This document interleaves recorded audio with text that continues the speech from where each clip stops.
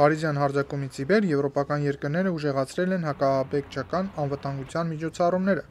Եվրոպական միության ոստիկանության ղեկավարը այդ առումով կարևորում է միջազգային համագործակցությունը, քանի որ ծայրահեղականները հատում են սահմանները ու կիրառում բավականին բարդ մեթոդներ։ Ըստ նրա, մեծ քանակի եվրոպական մահմեդականներ ծայրահեղականներ են դառնում ու զինվում։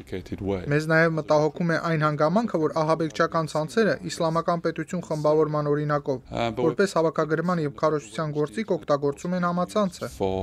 Սակայն մենք նաև խիստ մտահոգ ենք իրավապահների հսկողությունից դուրս ահաբեկիչների կողմից համացանցով շփումների համար, ասում է ոստիկանապետ Ռոբ Ուեյնրայթը։ Հունվարի 16-ին Օբաման և Դեվիդ Քեմերոնը համաձայնվեցին ընդարձակել համագործակցությունը ընդդեմ ահաբեկչության։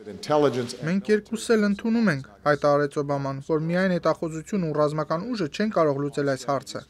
Ուստի մենք նաև պատրաստվում ենք միասին աշխատել երիտասարդության ահաբեկչության մեջ ներգրավելու ծայրահեղականների գործողություններին հակազդելու համար, ասաց նա։ Նախքան հանդիպումը վարչապետ Քեմերոնը նշել էր, որ իրեն հետաքրքրում է մեծ տեխնոլոգիական ընկերությունների հետ համագործակցությունը, որը կառավարություններին կտա խիստ կասկածելի ծածկագրված հաղորդագրությունները վերահսկելու հնարավորություն։ Եկել ենք ընդհանուր համաձայնության, որ ծայրահեղ դեպքերում կարող ենք ընդհատել հաղորդակցությունը ահաբեկիչների միջև, այն ինչը և ԱՄՆ-ն և Մեծ Բրիտանիան անում են այսօր։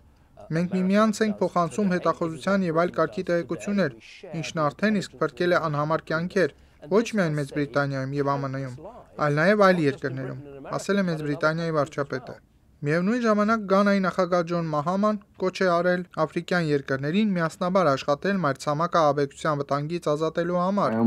Ես խնդրում եմ Աֆրիկյան գալի 24-րդ գագաթնաժողովի շրջանակներում անցկացնել արտահերթ նստաշրջան, և որպես ոչ թե առանձին ենթատարածաշրջաններ,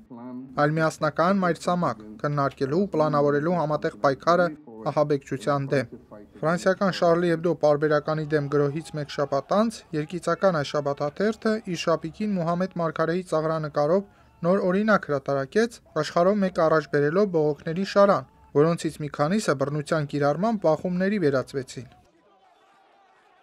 Տիգրան Մարտիրոսյան, Ամերիկայի ձայն, Վաշինգտոնից։